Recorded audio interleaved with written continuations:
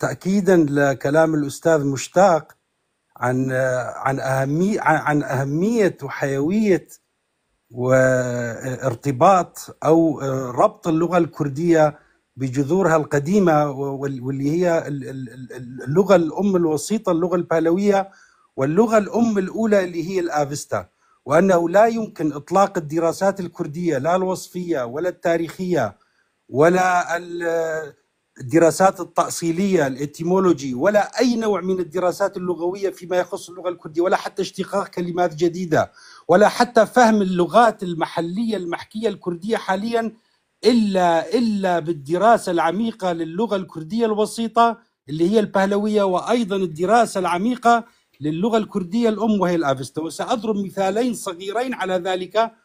أنت ما ياسر الياس؟ أيوة ياسر. أنا بدي أقول ياسر الياس أو يارس هو الأكاديمي الكردي الوحيد، أكرر وأعيد، الأستاذ الياس هو الأكاديمي العلمي الكردي الوحيد من بين 80 مليون كردي، أو مثل ما قلت 100 مليون كردي، كل واحد بيجيب لنا عدد. الياس هو الوحيد اللي بيعرف إيش يعني علم اللغة، علم اللسانيات، يعرف إيش يعني إتمولوجي، يعرف إيش يعني أن ترجع الكلمة اللي يتكلم بها الإنسان اليوم في سنة 2025 إلى أصول ترجع إلى 2000 سنة. صح. وهذا هو اللي ينبني عليه اللغة وينبني عليه التاريخ. أنا هاي الشهادة راح أقولها في الياس. والله هاي الشهادة أرجو أن أكون أستحقها، وهذا وسام على صدري أستاذ مشتاق.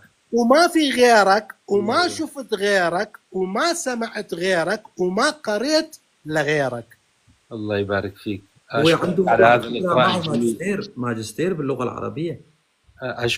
أشكرك أستاذ علي، أشكرك أستاذ مشتاق، أرجو أكون عند حسن الظن يعني. الله يبارك فيك. أعطي بعض الملاحظات لحتى الإخوة المتابعين يدركوا أهمية الدراسة العميقة للبهلوية والآفستا كلغات أم للغة الكردية، وأنه لا يمكن نفهم لغتنا الحالية ولا كل لهجاتنا الحالية إلا استنادا إلى الدراسة العميقة للغة الكردية الوسيطة البهلوية والآفستا. المثال الأول مثلا، عندنا كلمة فيزار اللي هي بمعنى الشرح والتفصيل باللغة البهلوية. الأستاذ مشتاق يمكن مر عليه هاي الكلمة. هاي الكلمة نفسها انتقلت إلى العربية وأصبحت فسر تفسير.